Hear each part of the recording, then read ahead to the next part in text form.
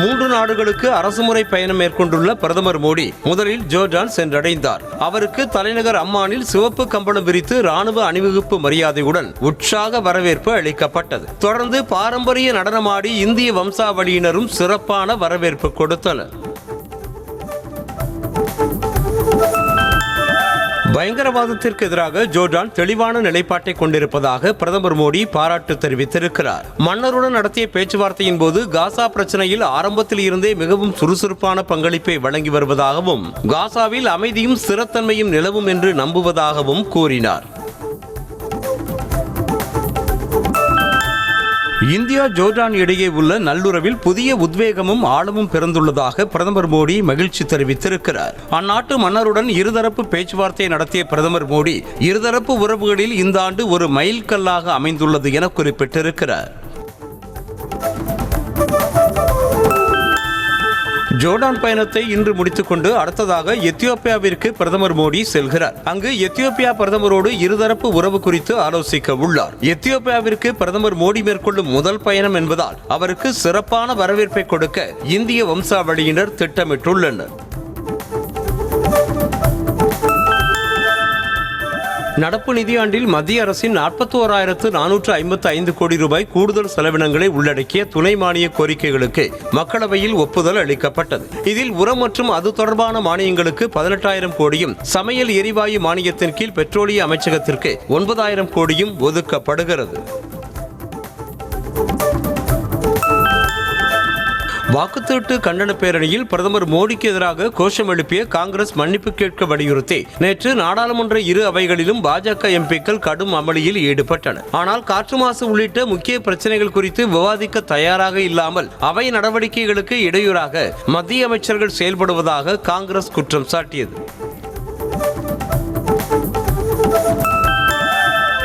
நாட்டில் யூரியா பற்றாக்குறை இல்லை என மத்திய அமைச்சர் நிர்மலா சீதாராமன் விளக்கம் அளித்திருக்கிறார். மக்களவையில் எழுப்பப்பட்ட கேள்விகளுக்கு பதிலளித்த அவர் யூரியா இருப்பு அதிகரித்திருப்பதாகவும் ராபி பருவத்திலும் கூட விவசாயிகளுக்கு உரம் கிடைப்பதை மத்திய அரசு உறுதி செய்ததாகவும் தெரிவித்திருக்கிறார்.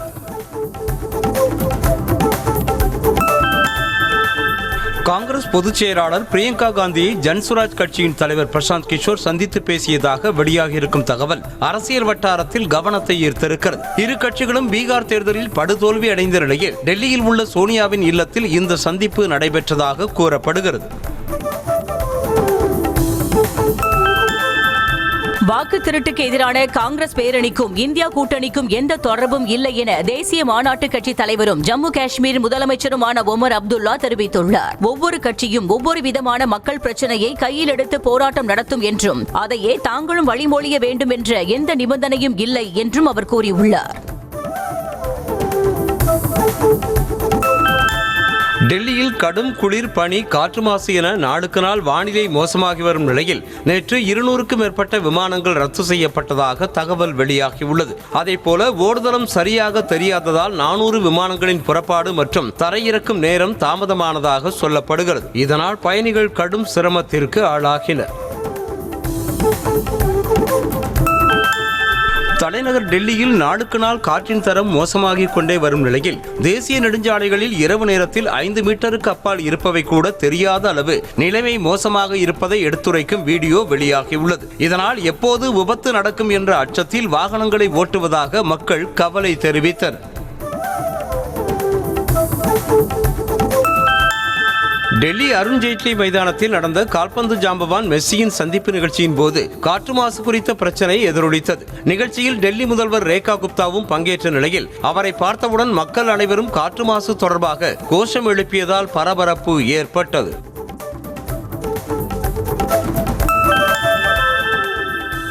டெல்லி முதலமைச்சர் ரேகா குப்தா இந்தியாவுக்கு சர்வதேச அளவில் அவமானத்தை ஏற்படுத்தி கொடுத்துள்ளதாக ஆம் ஆத்மி கடுமையாக விமர்சித்துள்ளது. தலைநகரில் காற்றின் தரம் மோசமாக உள்ளதால் அங்குள்ள சிங்கப்பூர் மக்கள் பாதுகாப்பாக இருக்குமாறு அந்நாட்டு அரசு அறிவுறுத்தியதை சுட்டிக்காட்டி ஆம் ஆத்மி சாடியிருக்கிறது.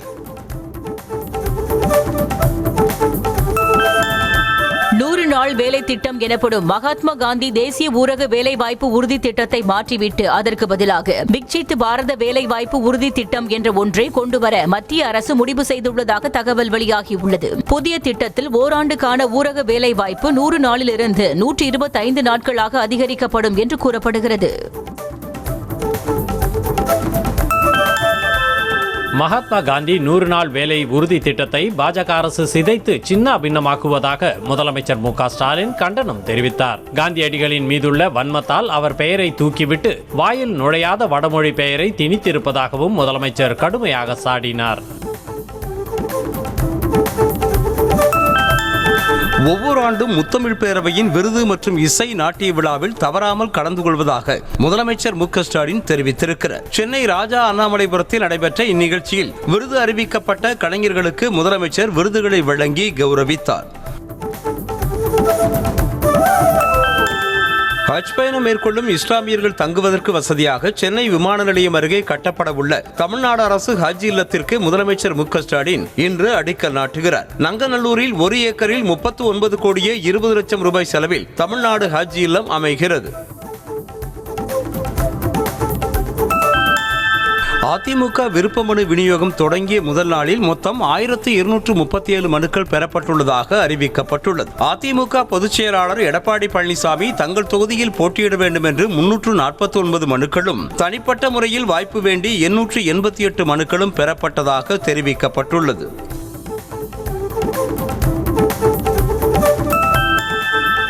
அதிமுக கூட்டணியில் பாஜக போட்டியிடும் தொகுதிகளுக்கான உத்தேச பட்டியலை அமித்ஷாவிடம் வழங்கியதாக வெளியான தகவல் தவறானது என பாஜக மாநில தலைவர் நயினார் நாகேந்திரன் விளக்கமளித்திருக்கிறார். டெல்லியில் செய்தியாளர்களை சந்தித்த அவர் தொகுதி பங்கீடு குறித்து தற்போது எதுவும் முடிவெடுக்கப்படவில்லை என்றார். ஈரோட்டில் நாளை மறுநாள் நடைபெறும் விஜயின் மக்கள் சந்திப்பிற்கு குழந்தைகள், கர்ப்பிணிகள், முதியவர்கள் வர வேண்டாம் என தவேக நிர்வாகி செங்கோட்டையன் வேண்டுகோள் விடுத்திருக்கிறார். ஈரோட்டில் செய்தியாளர்களை சந்தித்த அவர் தமிழகம் இதுவரை கண்டிராத வகையில் விஜய்க்கு வரவேற்பு அளிக்க பணிகள் நடப்பதாக கூறினார். பாமக சார்பில் விருப்ப மனு பெறப்படுவது குறித்த கேள்விக்கு பைத்தியக்காரர்கள் செயல்கள் குறித்து தம்மிடம் கேள்வி கேட்காதீர்கள் என பாமக நிறுவனர் ராமதாஸ் காட்டமாக பதிலளித்தார். சென்னை கோட்டூர்புரத்தில் செய்தியாளர்களை சந்தித்த அவர் ஜி.கே. மணி மீதான அன்புமணி விமர்சனம் குறித்த கேள்விக்கு பைத்தியக்காரன் எதை வேண்டுமானாலும் சொல்லுவான் என்றார். அன்புமணிக்கு மத்திய அமைச்சர் பதவி கிடைத்ததற்கு காரணமே தாம்தான் என பாமக எம்எல்ஏ ஜி.கே. மணி தெரிவித்தார். சென்னையில் செய்தியாளர்களை சந்தித்த அவர் அன்புமணிக்கு எந்த கெடுதலும் துரோகமும் மனதால் கூட நினைத்தது கிடையாது என்று உருக்கமாக கூறினார்.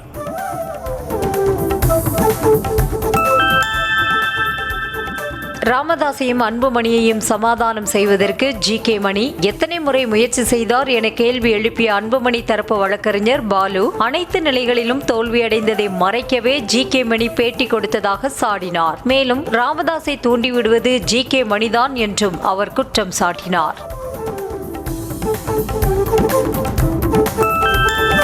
சென்னை மெட்ரோ ரயில் திட்ட விரிவாக்க பணிகளுக்கு ஆசிய வளர்ச்சி வங்கி 2000 கோடி ரூபாய் கடன் வழங்கியது. சென்னையில் 2ஆம் கட்ட மெட்ரோ ரயில் திட்டத்தின் கீழ் 3 வழித்தடங்கள் அமைக்கப்பட்டு வரும் நிலையில் 2021ஆம் ஆண்டு போடப்பட்ட ஒப்பந்தத்தின் அடிப்படையில் 2ஆம் கட்ட நிதியை ஆசிய வளர்ச்சி வங்கி வழங்கியிருக்கிறது.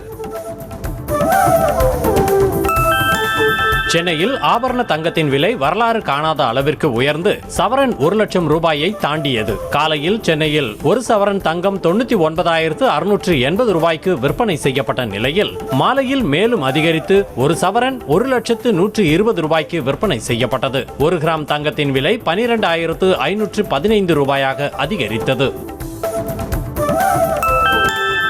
முன்னாள் அமைச்சர் வேலுமணிக்கு எதிரான வழக்கில் 2 IAS அதிகாரிகளுக்கு எதிராக வழக்கு தொடர அனுமதி வழங்குவது தொடர்பாக 2024 ஜனவரி முதல் 2025 ஆகஸ்ட் வரை நடவடிக்கை எடுக்காதது ஏன் என்பது குறித்து ஜனவரி 6ஆம் தேதிக்குள் விளக்கம் அளிக்குமாறு தமிழ்நாடு பொதுத்துறை செயலாளருக்கு சென்னை உயர்நீதிமன்றம் உத்தரவிட்டுள்ளது. விருதுநகர் மாவட்டம் சாத்தூர் அருகே புதிதாக கட்டி முடிக்கப்பட்ட பூங்காவை திறந்து வைக்க சென்ற அமைச்சர் KKSSR ராமச்சந்திரன் அங்கு மரங்கள் மற்றும் புல்தரைகள் இல்லாததை பார்த்து ஒப்பந்ததாரரை கடிந்து கொண்டார். இன்னும் 1 வாரத்திற்குள் பூங்கா போன்ற வடிவமைப்பை கொண்டு வர வேண்டும் என்று உத்தரவிட்டார். சேலம் மாவட்டம் மஞ்சுளாப்பள்ளம் பகுதியில் புதிதாக கட்டப்பட்ட புதிய அங்கன்வாடி மையத்தை அமைச்சர் ராஜேந்திரன் திறந்து வைக்க வருவதாக கூறி பின்னர் நிகழ்ச்சி ரத்து செய்யப்பட்டதால் மக்கள் ஏமாற்றம் அடைந்தனர். இதேபோல 4 முறை திறப்பு விழா நிகழ்ச்சி ரத்து செய்யப்பட்டதாக மக்கள் புகார் தெரிவிக்கின்றனர்.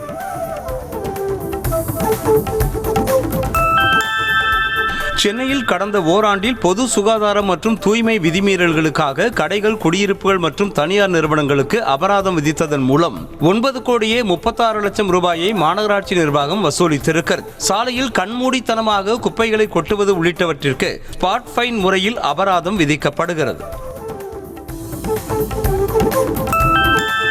சென்னை அம்பத்தூர் காவல் நிலைய பெண் உதவி ஆய்வாளர் வீட்டில் தூக்கிட்டு தற்கொலை செய்து கொண்ட நிலையில் அவருடன் 2வது திருமணம் செய்து வாழ்ந்து வந்த மீஞ்சூர் உதவி ஆய்வாளர் ரஞ்சித் பணியிடை நீக்கம் செய்யப்பட்டிருக்கிறார். கருத்து வேறுபாடு காரணமாக எஸ்ஐ அந்தோனி மாதா வீட்டில் தூக்கிட்டு தற்கொலை செய்து கொண்டதாக தெரிகிறது. ஸ்ரீவைகுண்டம் அருகே கணவர் கண்ணெதிரே அசாம் மாநிலத்தைச் சேர்ந்த பெண்ணை கூட்டுப்பாலியல் வன்கொடுமை செய்ததாக 2 சிறார்கள் உட்பட 3 கைது செய்யப்பட்டனர். அரசர்குளம் பகுதியில் கல்குவாரியில் கணவரோடு வேலை பார்த்து வந்த அந்த பெண்ணை நெல்லையில் வசித்து வரும் அசாமைச் சேர்ந்த முகமது மஹபூல் ஹுசைன் மற்றும் 2 சிறார்கள் பாலியல் வன்கொடுமை செய்தனர். அரியலூர் மாவட்டம் ஜெயங்கொண்டம் அருகே பாஜக நிர்வாகி தோளில் அணிந்திருந்த காவி துண்டை எடுத்து வம்பிழுத்த 2 குறித்து போலீசார் விசாரித்து வருகின்றனர். பாஜக நிர்வாகியான விஜயவீரன் உணவகத்தில் உணவு அருந்திக் கொண்டிருந்த போது அங்கு வந்த 2 காவி துண்டை எடுக்க கூறியதுடன் நாற்காலியால் தாக்க முயன்றனர்.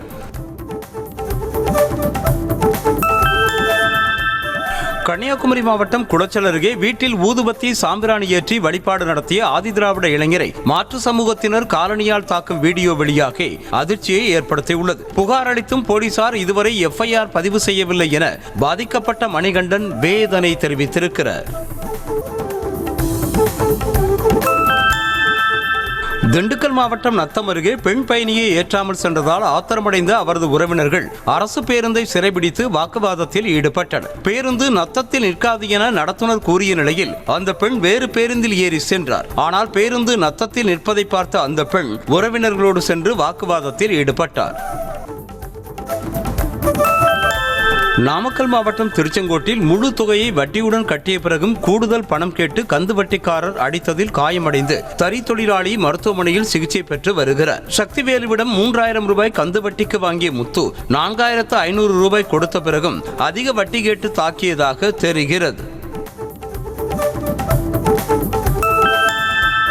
நியூஸ் தமிழ் செய்தி எதிரொலியாக சேலம் மாநகரில் சட்டவிரோதமாக லாட்டரி சீட்டு விற்பனையில் ஈடுபட்டதாக 2 போலீசார் கைது செய்தனர். நாகராஜ், கார்த்தி ஆகிய 2 சேலம் மாநகர் கடைவீதியில் வைத்து கைது செய்த போலீசார் தப்பி ஓடிய லாட்டரி கும்பலின் தலைவன் உள்ளிட்ட 3 தேடி வருகின்றனர். சென்னை திருவேற்காடு அருகே புதிதாக அரசு மதுபான கடை அமைக்க இடம் தேர்வு செய்யப்பட்டதாக தகவல் பரவிய நிலையில் அப்பகுதியில் குவிந்த பெண்கள் சாலை மறியல் போராட்டத்தில் ஈடுபட்டனர். தங்களது எதிர்ப்பை மீறி டாஸ்மாக் கடை திறந்தால் அடித்து உடைப்போம் என ஆவேசத்துடன் தெரிவித்தனர். கூடுதல் பணிச்சுமை மற்றும் காலி மதுபாட்டில்களை திரும்பப் பெறும் திட்டத்தை கண்டித்து புதுக்கோட்டை மாவட்ட டாஸ்மாக் பணியாளர்கள் உள்ளிருப்பு போராட்டம் நடத்தினர். ஆனால் மாவட்டத்தில் உள்ள 126 மதுபான கடைகளும் மூடப்பட்டுள்ளதை பயன்படுத்தி கள்ள சந்தையில் மது விற்பனை படு ஜோராக நடைபெற்றது. சென்னை மாதவரத்தில் மது மற்றும் கஞ்சா போதையில் மோதலில் ஈடுபட்ட பள்ளி மாணவர்கள் 4 பேர் உட்பட 6 பேரை போலீசார் கைது செய்தனர். தெலுங்கு காலனி பகுதியில் உள்ள பொது கழிப்பிடத்தில் கஞ்சா மற்றும் மது அருந்திய போது கஞ்சாவில் போதை அதிகமா அல்லது மதுவில் போதை அதிகமா என வாக்குவாதம் ஏற்பட்டு மோதலாக மாறியது. கோவை மாவட்டம் பொள்ளாச்சியில் போதை மாத்திரைகள் விற்பனை செய்த 5 இளைஞர்களை கைது செய்த போலீசார் 106 போதை மாத்திரைகள் மற்றும் போதை ஊசிகளை பறிமுதல் செய்தனர். ஹரிபிரசாத் என்பவரிடம் போதை மாத்திரைகள் இருந்தது சோதனையில் கண்டுபிடிக்கப்பட்டது. கிருஷ்ணகிரியில் 1 கோடி ரூபாய் கடன் வாங்கி தருவதாக கூறி ஆந்திர ஹோட்டல் அதிபரிடம் நூதன முறையில் பணம் பறித்த 8 பேரை போலீசார் கைது செய்தனர். 1 கோடி ரூபாய் கடன் பெற 4,15,000 ரூபாய் கொடுக்க வேண்டும் என ஜெகதீஷிடம் கூறிய சதீஷ் அவர் பணத்தை எடுத்து வந்தபோது திட்டமிட்டபடி ஒரு கும்பலை வைத்து பணத்தை பறித்திருக்கிறார். கரூரில் மின்கம்பம் நடுவதற்கு 2000 ரூபாய் லஞ்சம் வாங்கிய மின்வாரிய உதவி பொறியாளருக்கு 3 ஆண்டுகள் கடுங்காவல் தண்டனை விதித்து கரூர் மாவட்ட நீதிமன்றம் தீர்ப்பளித்துள்ளது. கடந்த 2011ஆம் ஆண்டு புதிய மின்கம்பம் வைக்க சுந்தரராஜன் என்பவரிடம் உதவி பொறியாளர் நாராயணன் லஞ்சம் வாங்கிய போது கையும் களவுமாக பிடிபட்டார். ராமநாதபுரம் மாவட்டம் முதுகுளத்தூரில் 8000 ரூபாய் லஞ்சம் வாங்கிய வேளாண்மை உதவி இயக்குநரை லஞ்ச ஒழிப்பு போலீசார் கைது செய்தனர். கடந்த மாதம் புதிதாக லைசென்ஸ் பெற்று பூச்சிக்கொல்லி மருந்து கடை நடத்தி வந்த நபரிடம் உதவி இயக்குநர் கேசவராமன் 8000 ரூபாய் லஞ்சமாக பெற்ற நிலையில் கைது செய்யப்பட்டார். காஞ்சிபுரம் மாவட்ட வாலாஜாபாத் சார் பதிவாளர் ஆவணங்களை கொடுக்காமல் இழுத்தடிப்பதாக மாவட்ட ஆட்சியரிடம் பாதிக்கப்பட்ட நபர் புகார் மனு அளித்துள்ளார். முந்தைய சார் பதிவாளர் கிரைய ஆவணத்தை பதிவு செய்து ஒப்படைக்காமல் பணி மாறுதலாகி சென்ற நிலையில் தற்போதைய சார் பதிவாளர் கொடுக்க மறுப்பதாக தர்மலிங்கம் புகார் அளித்தார். சென்னை வியாசர்பாடி சி கல்யாணபுரம் பகுதியில் குடிநீர் குழாயை அகற்றிவிட்டு சாலை முழுவதும் ஆக்கிரமிக்கப்பட்டதாக கூறி அப்பகுதி மக்கள் சாலை மறியலில் ஈடுபட்டனர். நகர்ப்புற மேம்பாட்டு வாரியத்தில் புகார் அளித்தும் எந்தவிதமான நடவடிக்கையும் எடுக்கப்படவில்லை என அவர்கள் புகார் தெரிவித்தனர். சேலம் மாவட்டம் ஆத்தூர் அருகே அரசு பள்ளி மாணவியை பாலியல் வன்கொடுமை செய்த இளைஞரை போக்சோ சட்டத்தின் கீழ் போலீசார் கைது செய்தனர். சத்யசெல்வம் என்ற இளைஞர் பெரியப்பாவின் பேத்தியை பள்ளிக்கு அழைத்து செல்லும் போது 12ஆம் வகுப்பு மாணவியோடு பழக்கம் ஏற்பட்ட நிலையில் வீட்டில் யாரும் இல்லாத நேரம் பார்த்து அத்துமீறி இருக்கிறார். கன்னியாகுமரி மாவட்டம் குளச்சல் அருகே காதலிக்க மறுத்த பெண்ணை தாக்கிய மீனவரை போலீசார் கைது செய்து சிறையில் அடைத்தனர். சிகிச்சைக்காக அனுமதிக்கப்பட்ட சுனிதா என்ற பெண் அதே மருத்துவமனையில் சிகிச்சை பெற்று வந்த ஜெரால்ட் ராபர்ட்டிடம் 3500 ரூபாய் கடனாக பெற்று திருப்பி கொடுத்த பிறகும் காதலிப்பதாக அவர் டார்ச்சர் செய்ததாக சொல்லப்படுகிறது. சென்னை ஆதம்பாக்கம் காவல் நிலையம் வாயிலில் அமர்ந்து பெண் ஒருவர் தர்ணா போராட்டத்தில் ஈடுபட்டதால் பரபரப்பு ஏற்பட்டது. வழக்கு விசாரணைக்காக சென்ற உதவி ஆய்வாளர் ஜான்சன் தன்னை தகாத வார்த்தையால் திட்டியதாகவும் அவர் மீது உரிய நடவடிக்கை எடுக்க வேண்டும் என்றும் போராட்டத்தில் ஈடுபட்ட கோகிலா கோரிக்கை விடுத்திருக்கிறார். கேலக்ஸி ஹெல்த் இன்சூரன்ஸ் நிறுவனம் கேலக்ஸி ட்வின் 360 என்ற பெயரில் புதிய காப்பீட்டு திட்டத்தை அறிமுகப்படுத்தியிருக்கிறது. சென்னை தேனாம்பேட்டையில் நடைபெற்ற அறிமுக நிகழ்ச்சியில் கேலக்ஸி ட்வின் 360 என்ற காப்பீட்டு திட்டம் அதன் முதல் வாடிக்கையாளருக்கு வழங்கப்பட்டது. தஞ்சை பழைய பேருந்து நிலையத்தில் உள்ள இனிப்பகத்தில் ஜிபே QR கோடு ஸ்டிக்கரை மாற்றி ஒட்டி இளைஞர் ஒருவர் நூதன முறையில் மோசடியில் ஈடுபட்டதன் CCTV காட்சி வெளியானது. கடையில் உள்ள QR கோடு அட்டை மீது தம்முடைய வங்கி கணக்கின் QR கோடு ஸ்டிக்கரை ஒட்டி சென்ற நபர் குறித்து போலீசார் விசாரணை நடத்தி வருகின்றனர். சென்னை எண்ணூர் காமராஜர் துறைமுகத்தில் வெளிநாடுகளுக்கு ஏற்றுமதி செய்யப்பட இருந்த 2 நிசான் கார்கள் தீப்பிடித்து எரிந்து முற்றிலும் நாசமானது. தகவலறிந்து விரைந்து வந்த தீயணைப்பு துறையினர் தண்ணீரை பீச்சி அடித்து தீயை கட்டுப்படுத்தினர். விபத்துக்கான காரணம் குறித்து போலீசார் விசாரித்து வருகின்றனர். தென்காசி மாவட்டம் கொல்லம் திருமங்கலம் தேசிய நெடுஞ்சாலையில் அடிக்கடி சாலை விபத்துகள் ஏற்படுவதால் வாகன ஓட்டிகள் அச்சமடைந்துள்ளனர். அதிவேகமாகவும் மது போதையிலும் வாகனங்களை ஓட்டுவதால் விபத்து நேரிடுவதாக குற்றம் சாட்டிய பொதுமக்கள் போக்குவரத்து காவல்துறையினரை நியமித்து வாகன தணிக்கையில் ஈடுபட வேண்டும் என கோரிக்கை விடுத்துள்ளனர். தஞ்சாவூர் மாவட்டம் பாபநாசம் அருகே அண்டக்குடியில் வீட்டின் பூட்டு உடைக்கப்பட்டு 4 சவரன் நகை மற்றும் 30,000 ரூபாய் கொள்ளையடிக்கப்பட்டது. இதேபோன்று பட்டவர்த்தியில் முருகேசன் வீட்டில் 3.5 சவரன் நகை, பித்தளை பாத்திரம் மற்றும் அம்மா பள்ளியில் ஜெய்புனிசா வீட்டில் 50,000 ரூபாய் 1/2 கிலோ வெள்ளிப் பொருட்கள் கொள்ளையடிக்கப்பட்டன. கிருஷ்ணகிரி மாவட்டம் ஒசூரில் 2 வீலர் காணாமல் போனது தொடர்பாக ஏற்பட்ட முன்பகையில் இருதரப்பு இளைஞர்கள் கத்தியால் வெட்டி கொண்டதில் 3 பேர் படுகாயமடைந்தனர். அப்சல் என்பவரது பைக் 4 ஆண்டுகளுக்கு முன்பாக காணாமல் போன நிலையில் அஸ்கர் அலி மீது சந்தேகப்பட்டார். இது தொடர்பாக இரு தரப்புக்கும் இடையே தகராறு ஏற்பட்டு தாக்கிக் கொண்டனர். சென்னை அடுத்த மதுரவாயல் ஆலப்பாக்கம் சாலையில் உள்ள விளையாட்டுப் பொருட்கள் விற்பனையகத்தில் கிரிக்கெட் பேட்டை திருடிய நபரின் CCTV காட்சிகள் வெளியாகியுள்ளன. ஹெல்மெட் அணிந்து சென்ற நபர் கிரிக்கெட் பேட் வாங்குவதைப் போல நடித்து கடைக்காரர் மற்றொருவரோடு பேசிக் கொண்டிருந்த போது பேட்டுடன் ஓட்டம் பிடித்தார்.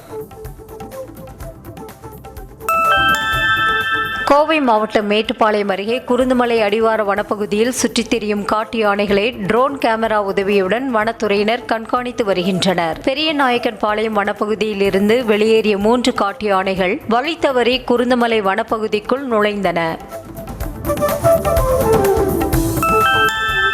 அமெரிக்க டாலருக்கு நிகரான இந்திய ரூபாயின் மதிப்பு இன்று அகல பாதாளத்திற்கு சென்றது. சர்வதேச அந்நிய செலாவணி சந்தையில் டாலருக்கு நிகரான இந்திய ரூபாயின் மதிப்பு வரலாற்றில் இல்லாத வகையில் 90 ரூபாய் 58 காசுகளாக சரிவை சந்தித்துள்ளது. அமெரிக்காவில் அரிசியை குவித்து உள்ளூர் விவசாயிகளுக்கு நஷ்டம் ஏற்படுத்துவதாக ட்ரம்ப் முன்வைத்த குற்றச்சாட்டை இந்தியா திட்டவட்டமாக மறுத்துள்ளது. இந்தியா தனது ஏற்றுமதிகளை அமெரிக்க சந்தையில் குவிப்பதாக கூறிய ட்ரம்ப் இந்திய அரிசி மீது அதிக வரிகள் விதிக்கப்படலாம் என்று கூறியிருந்தார். அரசுமுறை பயணமாக மத்திய வெளியுறவுத்துறை அமைச்சர் ஜெய்சங்கர் இன்று இஸ்ரேல் செல்கிறார். அங்கு இஸ்ரேல் அதிபர் ஐசக் ஹெர்சாக், பிரதமர் பெஞ்சமின் நேத்தன்யாகு ஆகியோரை சந்தித்து இருதரப்பு உறவு மற்றும் பிராந்திய பிரச்சனைகள் குறித்து விவாதிக்க உள்ளதாக தகவல் தெரிவிக்கப்பட்டுள்ளது. நாட்டையே அதிர வைத்த பகல்காம் தாக்குதல் சம்பவம் தொடர்பாக 8 மாதங்களுக்கு பிறகு சிறப்பு நீதிமன்றத்தில் குற்றப்பத்திரிகையை NIA தாக்கல் செய்தது. 1597 பக்கங்களை கொண்ட இந்த குற்றப்பத்திரிகையில் லஷ்கர்-இ-தொய்பா பயங்கரவாதி சஜித் ஜர்தான் தாக்குதலுக்கு முக்கிய காரணம் என்று குறிப்பிடப்பட்டுள்ளது. ஜம்மு காஷ்மீரின் உத்தம்பூரில் பாதுகாப்பு படையினர் மற்றும் பயங்கரவாதிகளிடையே கடும் துப்பாக்கி சண்டை நடந்தது. வனப்பகுதியில் நடந்த சண்டையில் காவலர் ஒருவர் வீர மரணமடைந்த நிலையில் அப்பகுதியை சுற்றி தடுப்புகள் அமைத்து கண்காணிப்பு தீவிரமாக்கப்பட்டுள்ளது. ஆபரேஷன் சிந்தூரின் போது சுட்டு வீழ்த்தப்பட்ட பாகிஸ்தானின் இகா என்ற ட்ரோனை முதல் முறையாக இந்திய ராணுவம் காட்சிக்கு வைத்திருக்கிறது. பாகிஸ்தான் துருக்கி இணைந்து தயாரித்த இந்த ட்ரோனை லாகூர் விமான நிலையத்தில் இருந்து பஞ்சாபில் இருக்கும் ஜலந்தர் பகுதியை நோக்கி கடந்த மே 10ஆம் தேதி பாகிஸ்தான் ராணுவம் ஏவியது. உத்தரகாண்ட் மாநிலம் டேராடூனில் உள்ள ராணுவ பயிற்சி அகாடமியில் தேர்ச்சி பெற்ற முதல் பெண் அதிகாரி என்ற வரலாற்று சாதனையை 23 வயதான ஜாய் ஜாதவ் படைத்திருக்கிறார். 1932ஆம் ஆண்டு முதல் செயல்பட்டு வரும் அகாடமி இதுவரை 67,000க்கும் மேற்பட்ட ஆண் அதிகாரிகளை கேடட்களாக உருவாக்கி அனுப்பியுள்ளது. ஆனால் முதல் முறையாக ஒரு பெண் அதிகாரியை உருவாக்கியுள்ளது.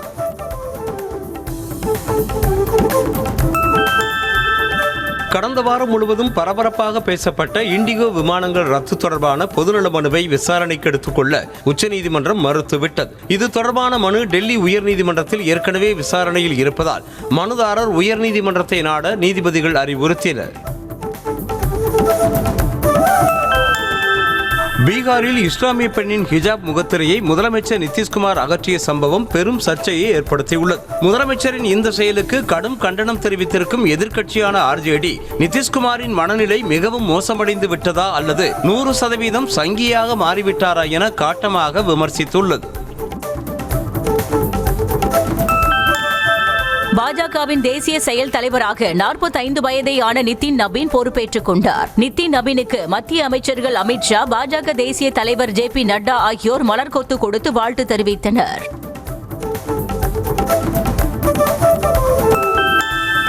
ரிலையன்ஸ் குழும நிறுவனங்களுக்கு எதிரான பண மோசடி விவகாரம் தொடர்பாக எஸ் வங்கியின் இணை நிறுவனர் ராணா கபூரிடம் அமலாக்கத்துறை அதிகாரிகள் சுமார் 8 மணி நேரமாக விசாரணை நடத்தினர். அனில் அம்பானியின் நிறுவனங்களுக்கு சட்டவிரோதமாக கடன் வழங்கிய விவகாரத்தில் தனித்தனியாக பண மோசடி வழக்குகள் பதிவு செய்யப்பட்டன. பஞ்சாப் மாநிலம் மொகாலியில் கபடி போட்டியின் போது வீரர் துப்பாக்கியால் சுட்டுக் கொல்லப்பட்ட சம்பவம் பகீர் கிளப்பியிருக்கிறது. போட்டி தொடங்குவதற்கு முன்பு செல்ஃபி எடுக்க வேண்டும் என கூறி வீரரை தனியாக அழைத்து சென்ற மர்ம கும்பல் திடீரென துப்பாக்கியால் சுட்டது. இதில் பலத்த காயமடைந்த அவர் சிகிச்சை பலனளிக்காமல் உயிரிழந்தார். கேரளாவின் காசர்கோட்டில் தெய்யம் நடனம் ஆடியவர் தாக்கியதில் இளைஞர் ஒருவர் மயங்கி விழுந்த சம்பவத்தின் வீடியோ வெளியாகி அதிர்ச்சியை ஏற்படுத்தியிருக்கிறது. நீலேஸ்வரத்தில் உள்ள விஷ்ணுமூர்த்தி கோவில் திருவிழாவில் சாமி வேடமணிந்து தெய்யம் நடனம் ஆடியவர் கையில் வைத்திருந்த கேடயத்தால் இளைஞரின் பின்னந்தலையில் தாக்கினார். வடமேற்கு ஆப்பிரிக்க நாடான மொரோக்காவில் ஏற்பட்ட திடீர் வெள்ளத்தில் சிக்கி 37 பேர் உயிரிழந்தனர். அட்லாண்டிக் கடலோரம் உள்ள சஃபி மாகாணத்தை மூழ்கடித்த வெள்ளம் சாலையோர கடைகள் மற்றும் வாகனங்களை அடித்து சென்றது. அதோடு பல இடங்களில் சாலைகள் சேதமடைந்தன. இதனால் வீடு மற்றும் உடைமைகளை இழந்து மக்கள் பரிதவிக்கின்றனர். ஆஸ்திரேலியாவின் போண்டி கடற்கரையில் துப்பாக்கிச் சூடு சம்பவம் நிகழ்ந்த போது படம் பிடிக்கப்பட்ட ட்ரோன் வீடியோ வெளியாகியுள்ளது. பாலத்தில் நின்றபடி கண்மூடித்தனமாக துப்பாக்கிச் சூடு நடத்தியவன் போலீசார் நெருங்கியதை அறிந்ததும் கீழே படுத்த காட்சிகள் அந்த வீடியோவில் பதிவாகியுள்ளன. ரஷ்யாவின் இடைவிடாத தாக்குதல் காரணமாக யுக்ரைனின் டோனஸ் மாகாணத்தில் குடியிருப்பு பகுதி முழுவதும் சிதறமடைந்து காணப்படும் ட்ரோன் காட்சி வெளியாக இருக்கிறது. ரஷ்யா யுக்ரைன் இடையிலான போர் 4 ஆண்டுகளை நெருங்கும் நிலையில் டோனஸ் மாகாணத்தின் மிர்னோகிராட் பகுதியில் 30% குடியிருப்புகளை ரஷ்யா கைப்பற்றியிருக்கிறது. மெக்சிகோவில் தனியார் ஜெட் விமானம் கீழே விழுந்து நொறுங்கியதில் 6 பேர் உயிரிழந்தனர். 10 பேருடன் அகபுல்கோவிலிருந்து டோலுக்காவிற்கு சென்ற விமானம் கீழே விழுந்து தீப்பற்றி எரிந்ததில் அதிக அளவில் கரும்புகை வெளியானது. இதனையடுத்து விபத்துக்கான காரணம் குறித்து விசாரணை நடைபெற்று வருகிறது. ரஷ்யாவின் சகா குடியரசு பகுதியில் உள்ள நகரில் வெப்பநிலை -45°C குறைந்தது. நகர் முழுவதும் பனி படர்ந்த நிலையில் கடந்த ஆண்டுடன் ஒப்பிடுகையில் தற்போது குறைவுதான் என மக்கள் மகிழ்ச்சி தெரிவித்துள்ளனர். கிறிஸ்துமஸ் பண்டிகையை முன்னிட்டு ஸ்பெயினில் உள்ள கிராண்ட் கனாரியா கடற்கரையில் உருவாக்கப்பட்ட மணல் சிற்பங்களை சுற்றுலா பயணிகள் மற்றும் உள்ளூர் மக்கள் ஆர்வத்துடன் கண்டு ரசித்தனர். அமெரிக்கா, கனடா, ஆஸ்திரேலியா உள்ளிட்ட பல நாடுகளைச் சேர்ந்த கலைஞர்கள் உருவாக்கிய இந்த காவியத்தை 2 லட்சத்திற்கும் அதிகமானவர்கள் பார்வையிட்டதாக சொல்லப்படுகிறது. 50 ஆண்டுகளில் முதல் முறையாக பாண்டா கரடிகள் இல்லாத நாடாக ஜப்பான் மாற உள்ளது. டோக்கியோ பூங்காவில் உள்ள பிரபலமான இரட்டை பாண்டாக்களை ஒப்பந்தப்படி வரும் பிப்ரவரி மாதத்திற்குள் சீனாவிடம் ஒப்படைக்க உள்ளது. இரு நாடுகளுக்கும் இடையே மோதல் போக்கு நிலவி வருவதால் மீண்டும் பாண்டாக்களை வாங்குவது சந்தேகம் என சொல்லப்படுகிறது. அடுத்த ஆண்டு முதல் பிரசவத்திற்கு தேவையான அனைத்து மருத்துவ செலவுகளையும் அரசே ஏற்றுக்கொள்ளும் என சீனா அறிவித்துள்ளது. குழந்தை பெற்றுக்கொள்ள தற்போதைய இளம் பெண்கள் தயக்கம் காட்டி வருவதால் மக்கள் தொகையை அதிகரிக்கும் நோக்கில் பிரசவம் மற்றும் அதற்கு முந்தைய மருத்துவ செலவுகளையும் அரசே ஏற்றுக்கொள்ள முடிவு செய்யப்பட்டுள்ளது. நடப்பாண்டில் உலகெங்கும் உள்ள 218க்கும் மேற்பட்ட நிறுவனங்களிலிருந்து சுமார் 1,22,000க்கும் மேற்பட்ட ஊழியர்கள் பணி நீக்கம் செய்யப்பட்டுள்ளதாக layoff.fi இணையதளத்தில் தகவல் வெளியாகியுள்ளது. செலவின குறைப்பு, ஏஐக்கு ஏற்றவாறு தகவமைத்துக் கொள்ளுதல் ஆகியவை இதற்கு முக்கிய காரணங்கள் என கூறப்படுகின்றன. 2026 IPL தொடருக்கான மினி ஏலம் அபுதாபியில் இன்று பிற்பகலில் நடைபெறுகிறது. வீரர்களை தக்க வைத்தது போக கொல்கத்தா மற்றும் சென்னை அணிகளிடம் அதிக தொகை கையிருப்பு உள்ளதால் ரசிகர்கள் மத்தியில் மிகுந்த எதிர்பார்ப்பு அதிகரித்திருக்கிறது. 10 அணிகளிலும் சேர்த்து மொத்தம் 173 வீரர்கள் தக்க வைக்கப்பட்டுள்ளனர்.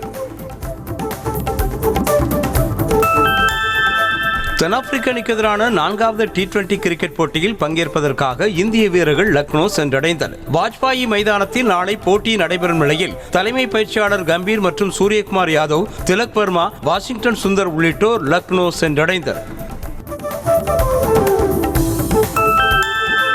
தென்னாப்பிரிக்க கிரிக்கெட் அணிக்கு எதிரான எஞ்சிய 2 T20 போட்டிகளிலும் உடல்நலக்குறைவு காரணமாக அக்சர் பட்டேல் விளையாட மாட்டார் என BCCI அறிவித்திருக்கிறது. 3வது T20 போட்டியிலும் உடல்நிலையை காரணம் காட்டி அக்சர் பட்டேலுக்கு ஓய்வு அளிக்கப்பட்டது. இந்த நிலையில் அவருக்கு பதிலாக ஷபாஸ் அகமது அணியில் சேர்க்கப்பட்டிருக்கிறார்.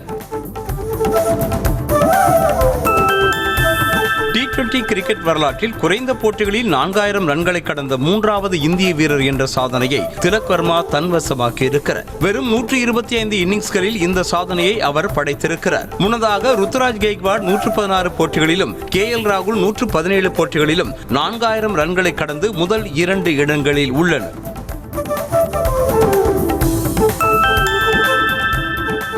வரும் 24ஆம் தேதி தொடங்கும் விஜய் ஹசாரே கிரிக்கெட் தொடரில் இந்திய வீரர்கள் குறைந்தபட்சம் 2 போட்டிகளில் விளையாட வேண்டும் என BCCI அறிவுறுத்தியிருக்கிறது. இந்தியா, நியூசிலாந்து அணிகளுக்கு இடையிலான ஒருநாள் மற்றும் T20 கிரிக்கெட் போட்டிகள் வரும் ஜனவரியில் நடைபெறும் நிலையில் முன்னதாக இதில் விளையாட வீரர்களுக்கு அறிவுறுத்தப்பட்டுள்ளது.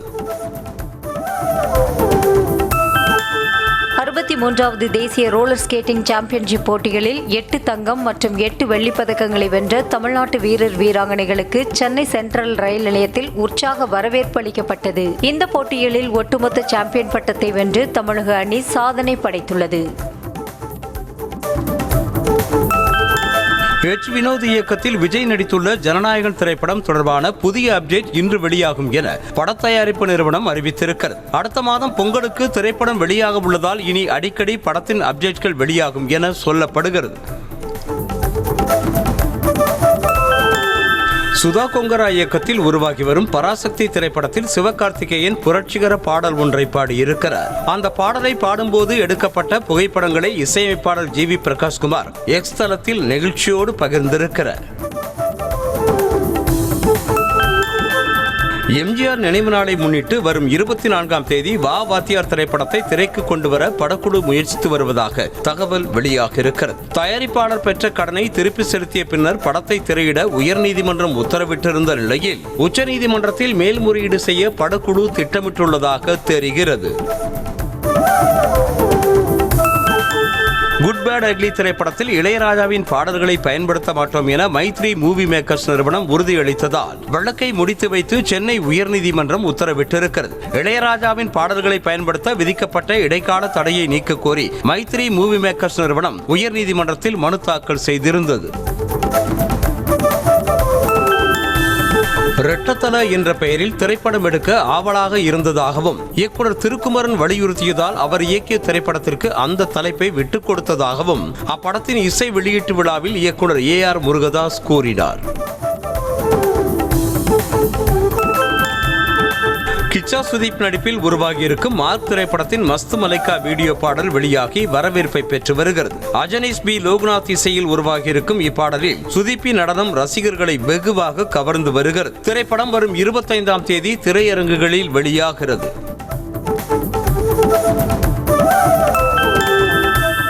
அவதார் 3ஆம் பாகத்தில் டிஜிட்டல் சினிமா தொகுப்புடன் விவரக்குறிப்பு கோப்பு மற்றும் ஃப்ரேமிங் விளக்கப்படம் சேர்க்கப்பட்டுள்ளதாக படத்தின் இயக்குனர் ஜேம்ஸ் கேமரூன் தெரிவித்திருக்கிறார். இதனால் படத்தை திரையிடும் போது தவறாமல் விவரக்குறிப்பு கோப்புகளை அறிந்து கொள்ள வேண்டும் என அறிக்கை வெளியிட்டிருக்கிறார். இயக்குனர் ராப் ரெய்னர் மற்றும் அவரது மனைவி கொலை வழக்கில் திடீர் திருப்பமாக அவர்களது மகனை போலீசார் கைது செய்திருப்பது ஹாலிவுட் திரையுலக வட்டாரத்தில் அதிர்ச்சியை ஏற்படுத்தியிருக்கிறது. வீட்டிற்குள் யாரும் அத்துமீறி நுழைந்ததற்கான தடயங்கள் இல்லை என்பதை உறுதி செய்த போலீசார் சந்தேகத்தின் பேரில் அவர்களது மகனை கைது செய்திருக்கின்றனர். கார்த்திகை மாத சோமவார நிறைவை முன்னிட்டு தமிழ்நாட்டின் பல்வேறு கோயில்களில் சிவபெருமானுக்கு சங்காபிஷேகம் நடைபெற்றது. வலம்புரி சங்குகள் மூலம் அபிஷேக ஆராதனைகள் செய்து சிறப்பு அலங்காரத்தில் காட்சியளித்த சிவபெருமானை திரளான பக்தர்கள் வழிபட்டனர். புதுக்கோட்டை மாவட்டம் பொன் அமராவதி அருகே ஆலவியல் பிஞ்சமலையான் கோயிலில் 1.5 லட்சம் வாழைப்பழங்களை கொண்டு சாமிக்கு படையல் வைக்கப்பட்டது. பிஞ்சமலையான் கன்னிமார்கள் சாவக்காரன் உள்ளிட்ட சுவாமிகளுக்கும் படையல் வைக்கப்பட்டது. தொடர்ந்து படையலில் வைக்கப்பட்ட பழங்களை பக்தர்கள் பிரசாதமாக பெற்று சென்றனர். வரும் ஜனவரி முதல் மெர்சிடஸ் பென்ஸ் கார்களின் விலையை 2% உயர்த்த உள்ளதாக தகவல் வெளியாகியுள்ளது. உற்பத்தி செலவு மற்றும் இந்திய ரூபாயின் வீழ்ச்சி காரணமாக விலை உயர்த்தப்படுவதாக கூறப்படுகிறது. 3 லட்சத்திற்கும் அதிகமான விற்பனையை கடந்த மஹிந்திரா XUV 700 காரின் ஃபேஸ் லிஃப்ட் மாடலான XUV 7X0 காரின் முன்பதிவு தொடங்கியது. வரும் 5ஆம் தேதி அறிமுகம் செய்யப்படும் இந்த காரை வாடிக்கையாளர்கள் 21,000 ரூபாயை செலுத்தி முன்பதிவு செய்து கொள்ளலாம் என்று தெரிவிக்கப்பட்டுள்ளது. MG நிறுவனத்தின் முதன்மை தயாரிப்பான ஹெக்டர் 2026 மாடலை அந்நிறுவனம் வெளியிட்டுள்ளது. புதிய கிரில், பம்பர்கள் மற்றும் அலாய் வீல்கள், 2 புதிய வண்ணங்கள் என பல அம்சங்களுடன் புது பொலிவுடன் வடிவமைக்கப்பட்டுள்ள இந்த காரின் ஆரம்ப விலை 11.99 லட்சமாக நிர்ணயிக்கப்பட்டுள்ளது.